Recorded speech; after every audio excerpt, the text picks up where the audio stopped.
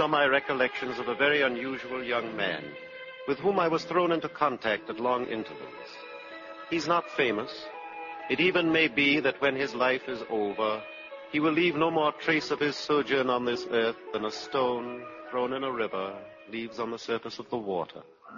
And yet, I met him first in the summer of 1919 in Chicago. A friend of mine, Elliot Templeton, whom I'd known in Paris, invited me to a sort of family dinner party at a country club. Oh, there you are, Maugham.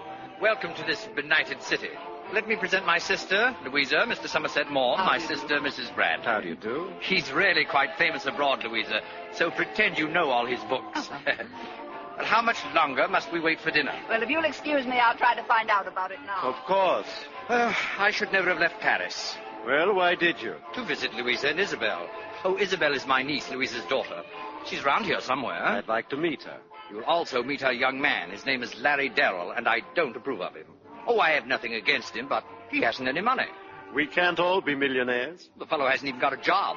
He doesn't want one. And that must be a great shock to a man like you, Elliot, who's never earned a penny in his life. It may have escaped your notice, my dear fellow, but I am not an ordinary man.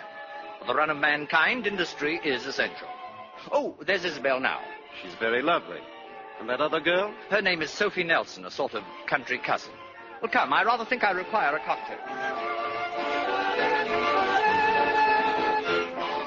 A few minutes later, seeing that Sophie was alone, I walked over and introduced myself. Quite a party, isn't it, Mr. Maugham? Oh, I wish I had a drink. Well, let me bring you one. Oh, don't tempt me. I promised Bob I wouldn't. Bob? My fiancé. He doesn't like me to drink. Now, which one here is Bob? Oh, he hasn't arrived yet. You see, he's putting himself through law school, and he doesn't finish till late. Mr. Maugham, you're a great friend of Mr. Templeton's, aren't you? Elliot has no friends, my dear, only acquaintances. Oh, he's an awful snob, isn't he? Awful. But he's kind and generous. In Paris, people laugh at him behind his back, but they never hesitate to drink his wine and eat his food. Oh, is that Mr. Darrell there with Isabel? Oh, no, that's Gray. Gray Maturin. His father's a millionaire stockbroker. He gives us class. I see. Gray's really wonderful. And he's so much in love with Isabel, he can't see straight. And she's in love with Larry Darrell. Mm-hmm. I suppose that could complicate matters. Oh, speaking of Larry, there he is now. Come, Mr. Maugham, I'll introduce you.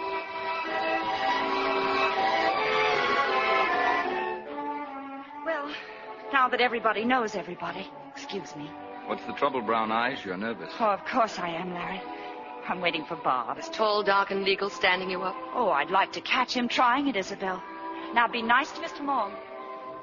You're old friends, Mr. Darrell? You and Sophie? They grew up together, Mr. Maugham. Sophie was probably the best shortstop our neighborhood ever had. Mr. Maugham, since you're a novelist, I'd better warn you that Larry's very stupid.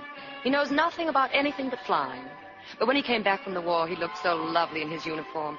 I just camped on his doorstep until he consented to marry me. The competition was awful.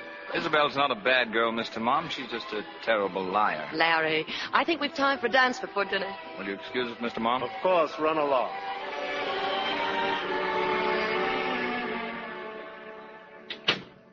Oh, hello, Uncle Elliot. Isabel? Oh, I thought you were still cavorting at that horrible country club. What's the matter? And where's Larry? He dropped me off and fled. Hello, Mr. Maugham. Your uncle insisted on bringing me home for a brandy. He thinks... Just a moment. Isabel, about Larry, did you have a talk with him? Yes. Well, may I venture to inquire the result? Larry's decided to go to Paris for a while. Why? To loaf. Don't be ridiculous. Well, that's what he told me. Really, if you had any spirit, you'd have broken the engagement. What can I do? I love him. Mr. Maugham, I'm sorry to have inflicted this on you, but you know Uncle Elliot. Well, I'll say good night. Good night, Isabel. You think I'm upset, don't you, Maugham?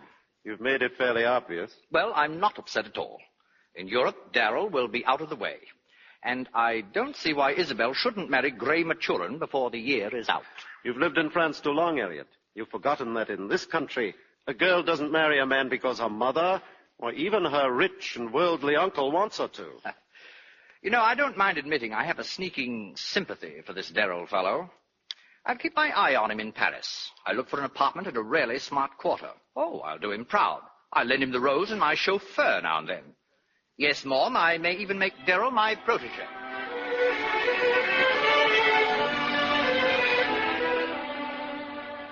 poor Elliot all the wonderful things he was going to do for Larry in Paris. Unfortunately, Larry would have none of it. And Elliot flicked him off like a speck of lint in his impeccable lapel. Larry spent his year in France. Then, quite suddenly, Isabel and her mother arrived. Now, don't look so unpleasant, Uncle Elliot. Of course I'll see Larry. Darling, don't be hurt. But I didn't come to Paris just to see you. He met you at the boat, I suppose. Oh, and it was wonderful to see him again. Mother, doesn't Larry look marvelous? I must admit, Isabel, he's thrived beautifully in your absence. Indeed. Well, I haven't a very good account of that young man. Oh? When he first arrived in Paris, I invited him to a luncheon. I planned to introduce him to the Princess Novamale. He told me that he doesn't eat lunch. Perhaps he doesn't. And then when I asked him to dinner, he said he had no evening clothes. Maybe he just didn't want to come. That's the most incredible reason for refusing my invitation I've ever heard. Well, Louisa, how long are you and Isabel remaining? Oh, I don't know, We'll Elliot. stay about a month, Uncle Elliot. And I wouldn't be at all surprised if Larry's with us on the boat back home.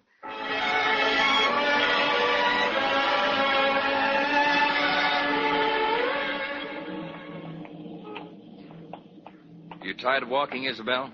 There's a taxi. Oh, if you'd no, like to. no, Larry. It's delightful. All these wonderful little shops and everything.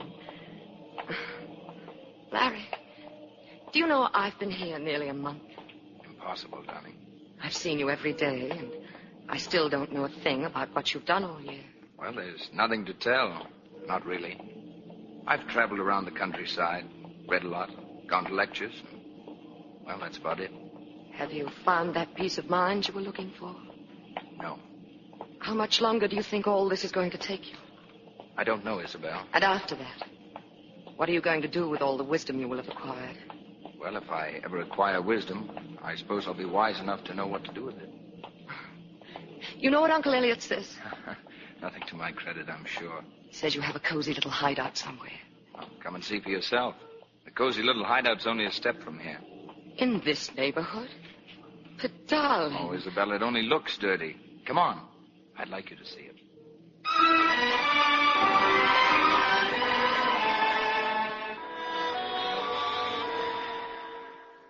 A room 4 flights up. In a tenement. Oh, Larry, how can you bear to stay in this backwash when America is living through the most glorious adventure the world has ever known? You just can't go on loafing forever. How can you? Well, it's possible. But what's all this going to lead to? Oh, I don't know, Isabel. Maybe nothing at all. But it may be that when I'm through, I'll found something to give that people will be glad to take. I mean, a way of life. Oh, I'm talking like a fool, and I know it. I'll probably fail. But if I do, I won't be any worse off than the fellow who's gone into business and hasn't made a go of it. I see. And there's nothing more to be said. Isabel, what are you doing? Giving you my engagement ring, Larry.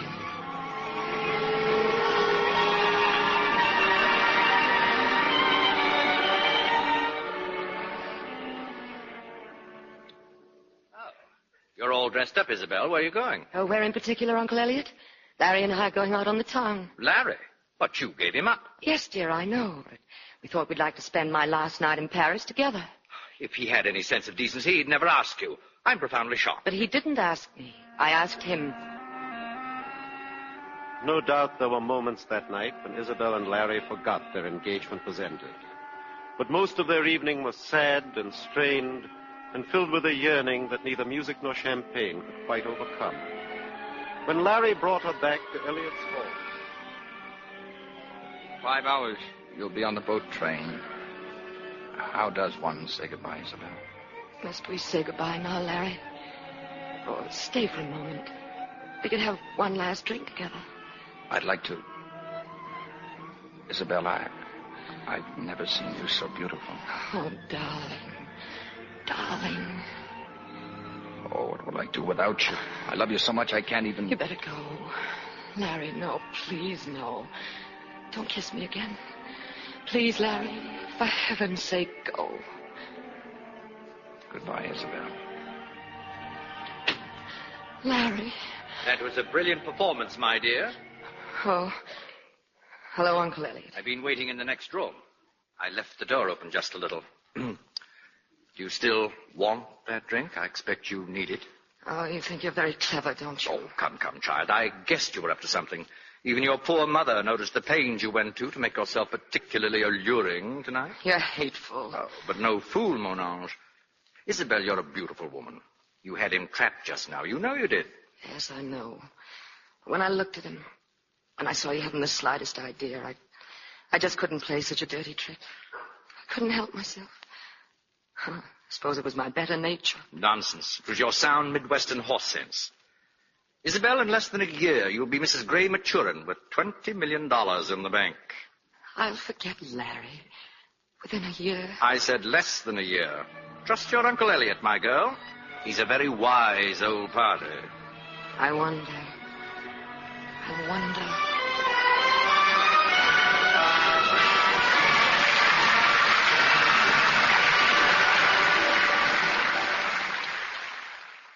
You're watching The Razor's Edge, starring Ida Lupino and Mark Stevens on Radio Movie Classics. And we'll have more after these messages.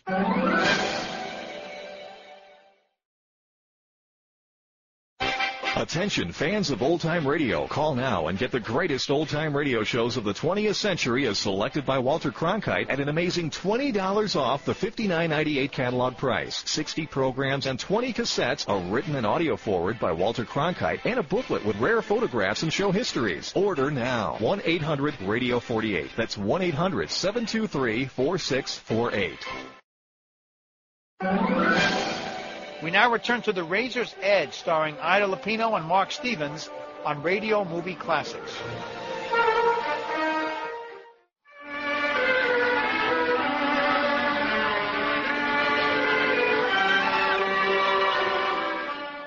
They were married, and in less than a year, Isabel and Gray Maturin. I doubt if anyone was more pleased with this turn of events than Elliot Templeton. I must say they make a most attractive couple, Mom. All's well that ends well. I hope they'll be happy. By the way, was that Sophie Nelson I saw a few minutes ago? Oh, Isabel's country cousin, yes. She's married now to that lawyer fellow. Isabel insisted on inviting them to the wedding. Why, I don't know. Did she invite Larry Darrell? Are you trying to bait me? You know very well Darrell's in Europe. Yes, I saw him last spring, Elliot. He mentioned something about going to Strasbourg and working in a coal mine. Working in a... Most undesirable young man. Now, about your plans, dear fellow, did I hear you say something about India? As a matter of fact, you did. I'll be in India by the 1st of the year. Well, look me up when you're back, old man. Naturally, I shall be in Paris.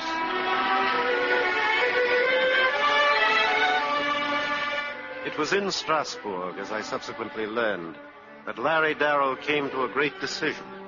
He had made a friend, a fellow coal miner named Costi. You're late for our glass of beer, Monsieur Darrell. Sorry, Costi. I've been over at the university. I've enrolled for a night course. You're a fool. Why should a man who wants to develop his brain work in a coal mine? I just wanted to, I suppose. Hiding out, Larry? Police after you? No. A woman, maybe? No, I just thought, well, a coal mine might do me good. And when you've had enough of it, you go back to America, huh? I suppose so. And do what? Sell stocks and bonds. But what about the answers to all your profound questions? Peace of mind, happiness, how to live. Don't you know people have been asking those same questions for thousands of years? They can't help asking them. You know what you sound like, Larry? Like a very religious man who does not believe in God. I'm not sure I believe in anything. Look, have you ever thought of going to the East, India, for instance? India? I went there once. I met a very strange man, a saint. People from all over India go to him for guidance, for teaching. Did he help you? No. But that was not his fault. It was mine. A few weeks later, Larry Darrell arrived at a sort of monastery at the foot of the Himalaya Mountains in northern India. Why have you come here, my son? I've come to learn. Ever since the war, I've been searching for something. Something that I'm not able to put into words. In France, I met a Polish coal miner. He told me that you might help me. God is the only help. I've traveled, I've studied. I've read everything I could get my hands on, but Nothing seems to satisfy me. And should you find what you are searching for? It will be something good. Something to be shared with others, but how to find it? Where? The whole world is like you, my son. Restless, confused. It will always be so as long as men set their hopes on false ideals. The road to true salvation is difficult to pass over. Difficult as the sharp edge of a razor. But this much we know. There is in every one of us a spark of the infinite goodness which created us. And when we leave this earth, we are reunited with it, as a raindrop falling from heaven is at last reunited with the sea, which gave it birth. May I stay here? Will you help me? Of course you may stay. Our life is very simple here. There are books. We will talk together. You can work in the fields if you wish. Thank you. Come, my son.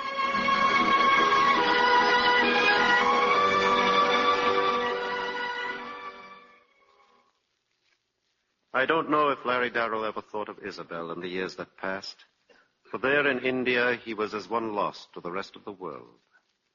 One day he returned to the monastery from a solitary pilgrimage in the mountains. Eagerly he sought out his venerable teacher.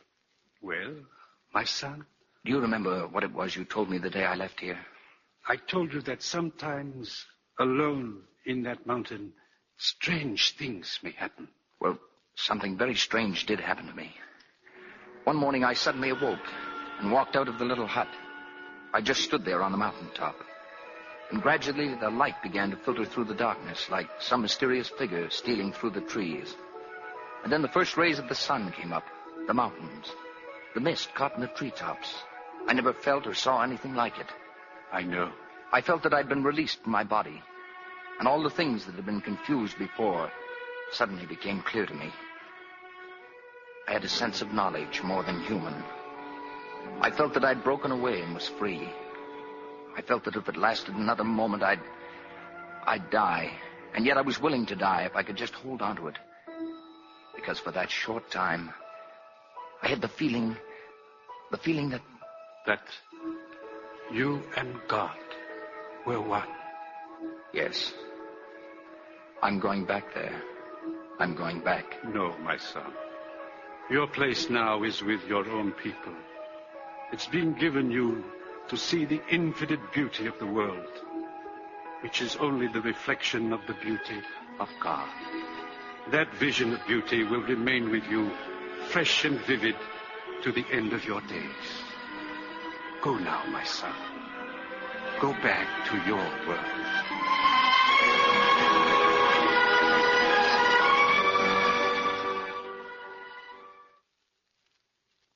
Much had happened by the time Larry Darrell was once again in Paris. Our meeting in a little Italian cafe was entirely accidental, but I had considerable to tell him. And what about Elliot Templeton, Mr. Maugham? Have you seen him lately? Oh, yes. He's given up his Paris home. He's taken a villa on the Riviera. All the better people are on the Riviera now. I don't suppose you've had any news from home. That is, my home, Chicago? Some, Larry. For one thing, there's been a great stock market crash. Gray Maturin lost everything. But wise old Uncle Elliot sold short. He made a fortune. And what about Isabel? And Sophie and her beau? They were married, of course. Yes, they were married. They had a little girl. The husband and child were killed last year in an automobile accident. And Sophie? Elliot didn't know too much about it, other than that Sophie just about lost her mind. I understand she disappeared. No one knows where she is. Sophie.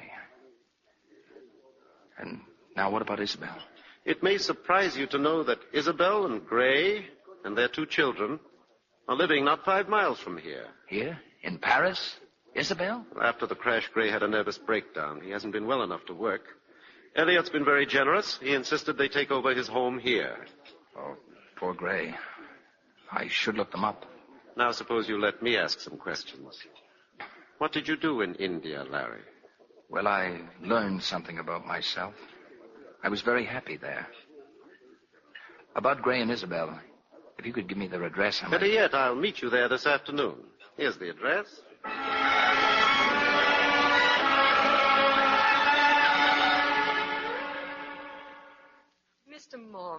How nice of you to drop in. Hello, Isabel. How's Gray? Oh, another one of his horrible headaches. He's lying down. Oh, what a pity. I was hoping you and Gray would dine with us tonight. I'd love to, but I don't see how we can. Did you say us? Yes. Larry Darrell is back in Paris. Larry? Larry Darrell? He lunched with me today. He'll be dropping in any minute. Larry. Where has he been? India. India? Do you realize I haven't seen him for years? Oh, yes, Marie. Excuse me, madame. Monsieur Darrell is calling. Isabel. Larry. Oh, Larry, I can't believe it. Hello, Isabel. Larry, let me look at you.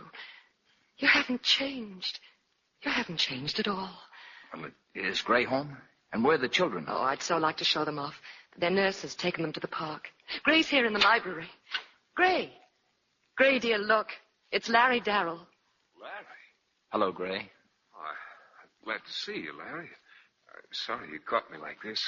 Blinding headache. Gray, Mr. Maugham wants to take us all out this evening. Do you feel up to it, Gray? Oh, I wish I could say yes, but go anyway, please. Wait a minute. Gray, would you let me see if I can help you? How? Your headache. I might be able to help you. I'd like to talk to you. Well, sure.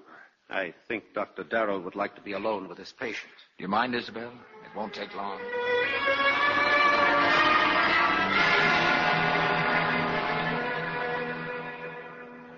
I can't understand it, Isabel. It's practically gone. My headache's gone. Larry, what on earth did you do? Well, he just talked to me, and then he told me to go to sleep, and I did. Whatever it was, Larry, you learnt the trick in India, didn't you? Well, there's nothing so unusual about it. Sort of a hypnosis, I suppose. I merely put an idea into Gray's head that he would feel better.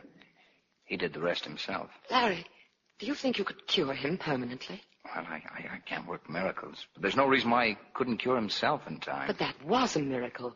I know how miserable he felt. Can we reconsider dinner, then? Oh, sure we can. I'd like to go out. Excellent. Powder your nose, Isabel. I'll phone for reservation.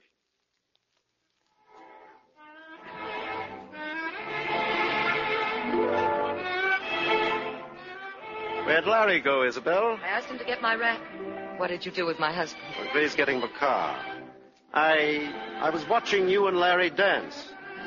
Isabel. I know what you're thinking. Go on, say it. You're not going to be so silly as to fall in love with him again, are you? I've never stopped loving him. Never loved anyone else in my life. Gray's such a good fellow. It would be a pity to hurt him. I'll never do anything to hurt him. I'm too fond of him for that. Well, it's your business, not mine. Well, where shall we go now? Oh, how about the Rue de Lac? Rue de Lac? What a neighborhood. But I've never been there. At least it'll be different, please. And if you really want to go, of course. But I think you'll be sorry. It's dirty and it can be dangerous. That's ridiculous. Here they come. Gray, guess where we're going? The Rue de Lac.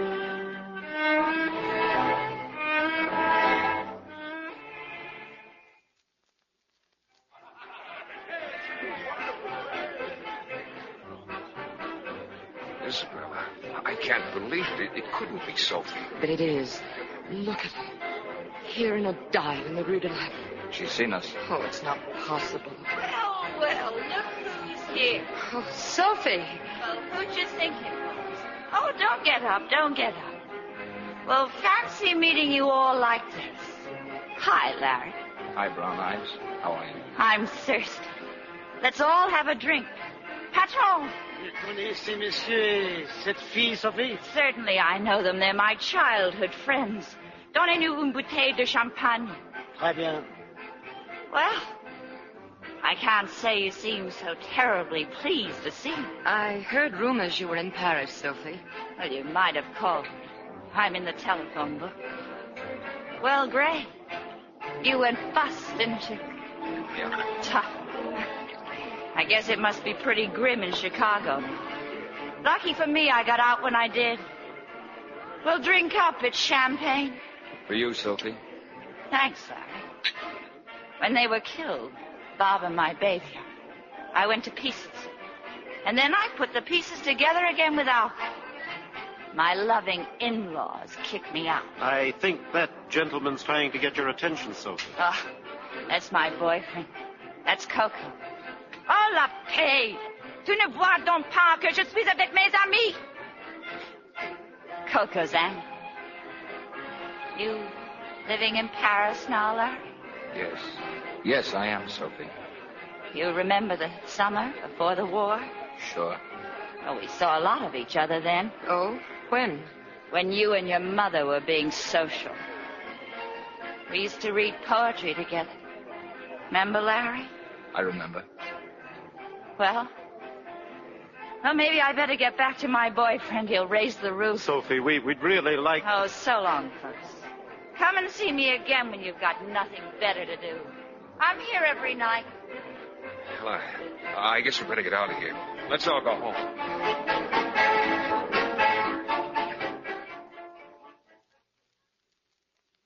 You never saw two people so crazy about each other, Larry. Sophie and Bob. After the accident, we did all we could to help her. It was just no good. A normal person recovers in time. She just never did. She was always unbalanced. Even her love for Bob and the baby was exaggerated. Don't you think I'm right, Larry? Sophie was as normal as any person I've ever known. Was she in love with you, Larry? Oh, good heavens, no. Just a skinny little girl with a ribbon in her hair. I remember her crying once when I was reading a note of Keats, because it was so beautiful. All girls of that age are emotional. Yes. Yes, I suppose so. Well, I'd better be getting along. Don't run now, Larry. It's late, Isabel. And Gray here had better get some sleep. Oh, but I feel fine, really. Larry, we will see you. Of course, Isabel. Good night. Good night, Mr. Maugham. Well, I should be going, too. I'll give you a lift, Larry.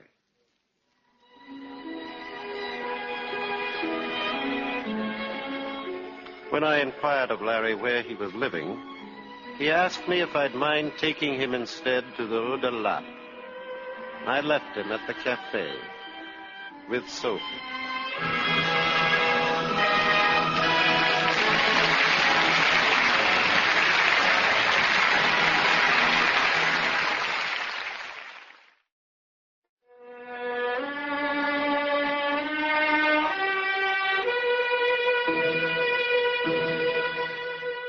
For 2 weeks, I saw nothing more of Isabel, Sophie, or Larry.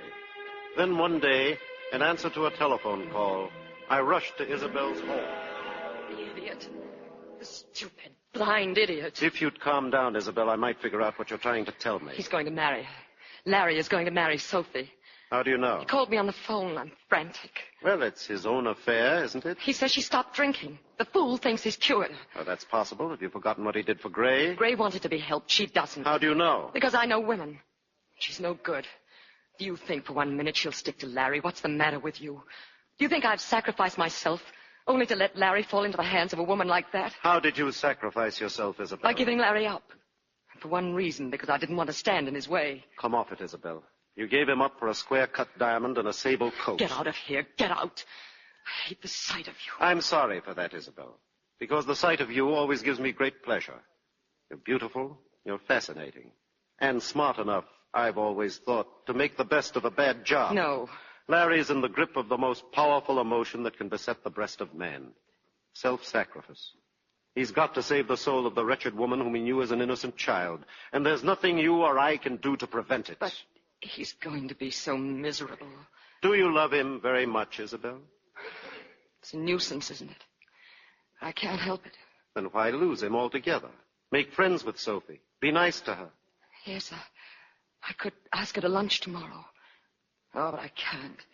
Not after the awful things I said about her to Larry on the phone. If I ask her to lunch, will you behave? Oh, like an angel of light. 1 o'clock tomorrow at the Crillon. Isabel, you're not hatching up anything, are you? Don't be hateful. Just terribly curious to see what she looks like, now that Larry's reformed her.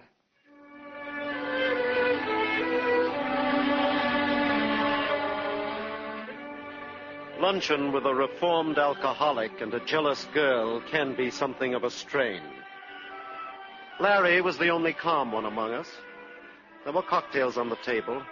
They seemed to fascinate Sophie, but she spoke readily and openly of having stopped drinking entirely. Isabel actually behaved beautifully. She insisted on giving Sophie a Molyneux gown for her wedding dress. Sophie was to call at the house the next day, and Isabel would drive her to the shop for a fitting. I'm so glad you're early, Sophie. As long as the fitter can't see us until 4, we can have a nice long talk. That's what I want, Isabel. because there's something on my mind. You hate me for marrying Larry, don't you?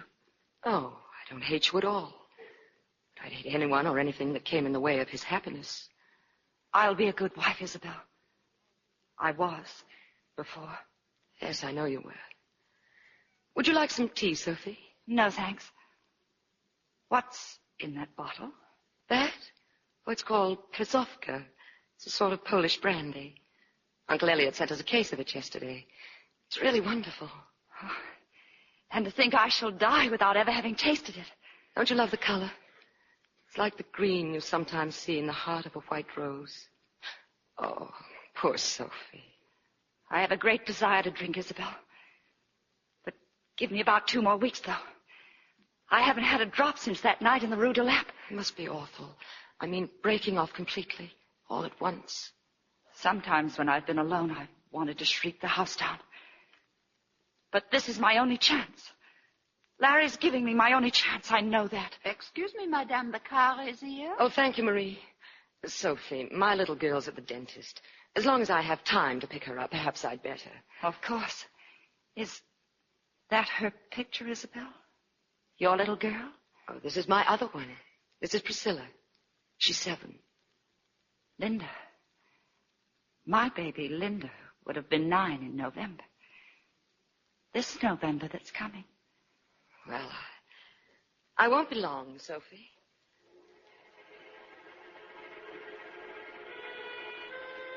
Linda. My baby. My baby. Wondering. Just wondering. I can't stand it. I can't stand it.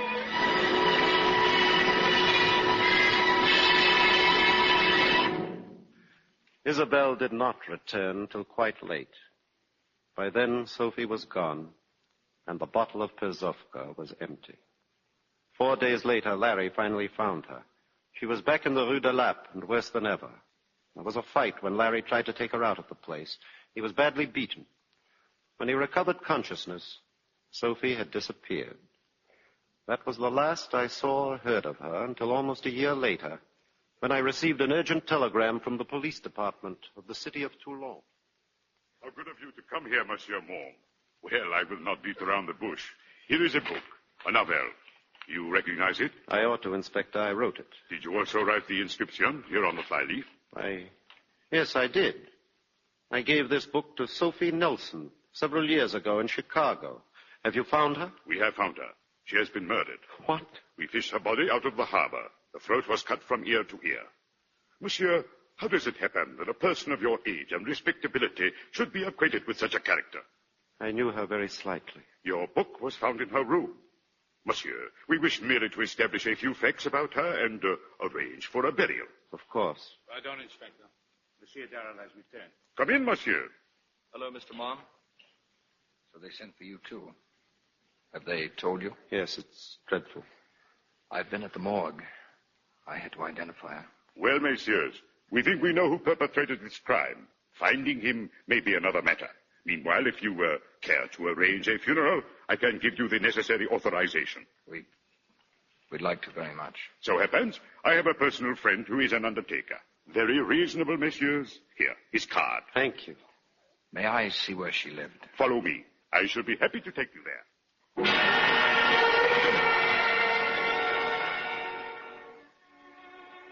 The deceased apparently had occupied this room for about 5 months.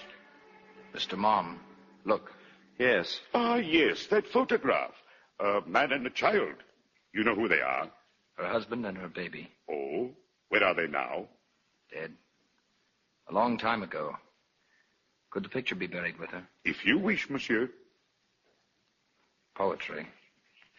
She still had this book of poetry. An ode of Keats. I read this to her when she was just a little girl. Fades the sight of beauty from my eyes. Fades the shape of beauty from my arms. Fades the voice, warmth, whiteness, paradise. Vanished unseasonably at shut of eve.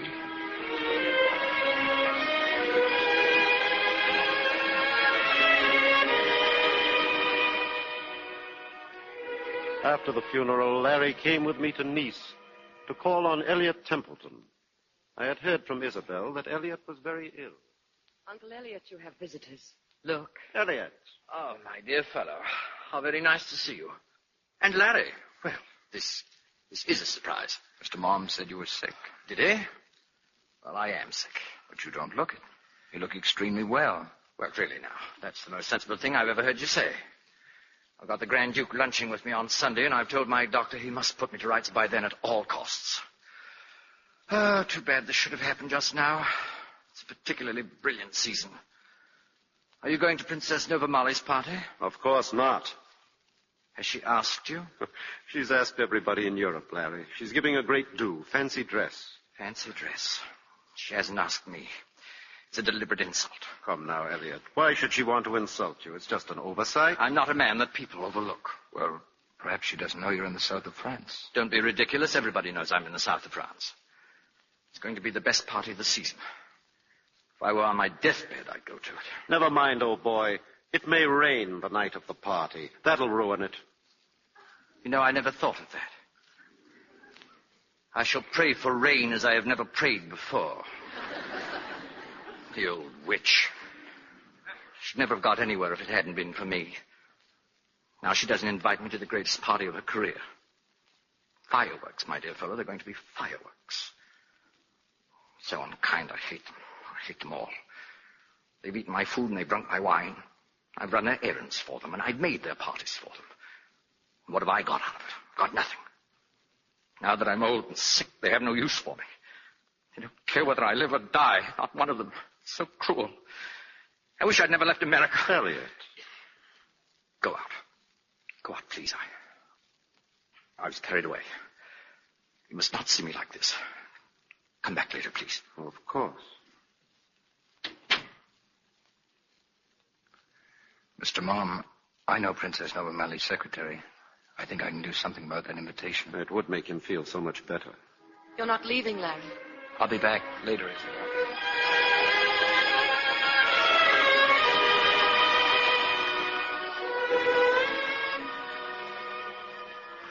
Where did he go, Maugham? Larry? Oh, I don't know, Elliot. I imagine he'll be back. I didn't tell you before. The bishop is here today.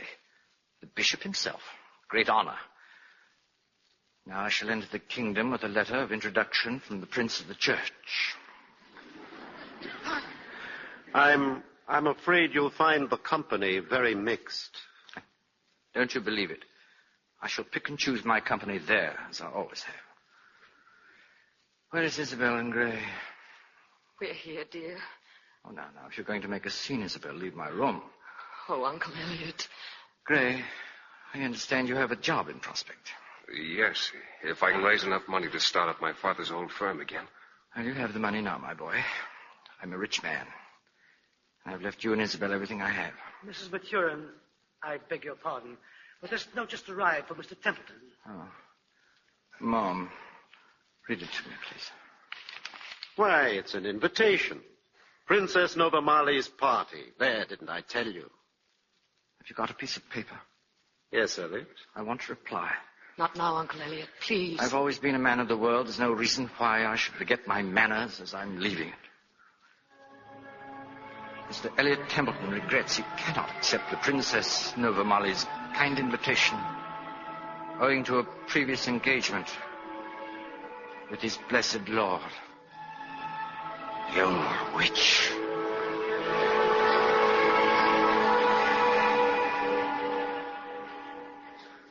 That night, Larry Darrell told Isabel he was leaving at once for Cherbourg. There was a boat sailing for New York. What are you going to do when you get there, Larry? Oh, I thought I might take a job in a factory or a garage. I don't know. Might even buy a taxi. Taxi? Why not? It's a good life. You're always on the go. Meet a lot of different people. Oh, Larry, for heaven's sake. Just look what you've done with your life.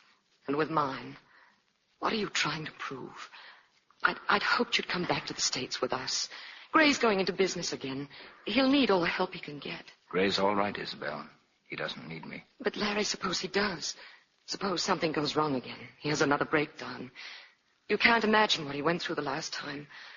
I honestly believe if it hadn't been for the children, he'd have killed himself. Well, that's the wonderful thing about life, Isabel. Most of us always get a second chance. I got a second chance right at the moment when I thought there was nothing in the world worth living for.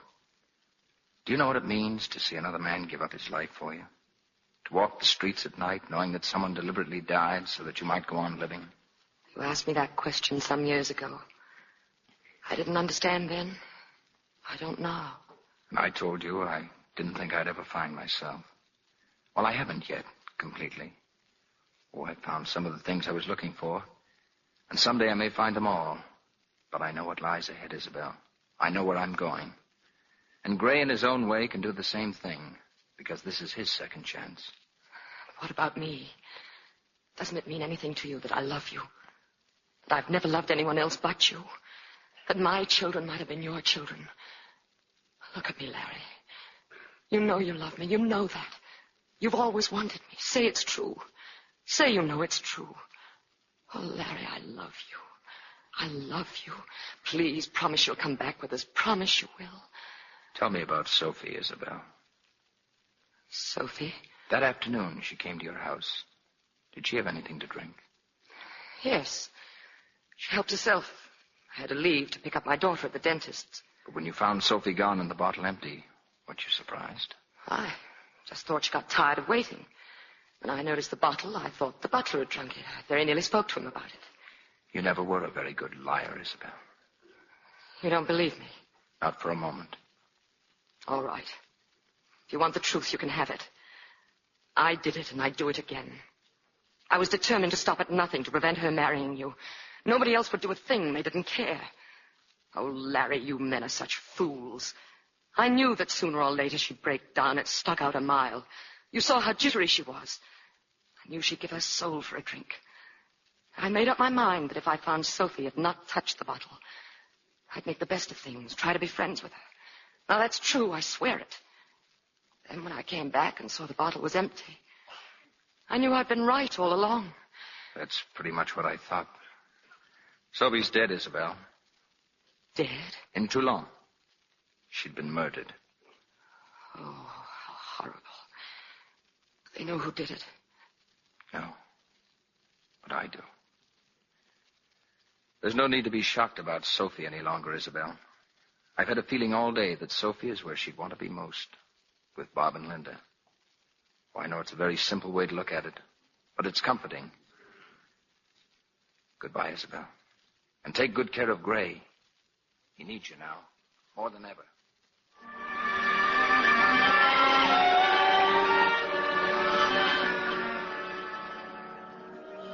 Mr. Maugham, he's gone.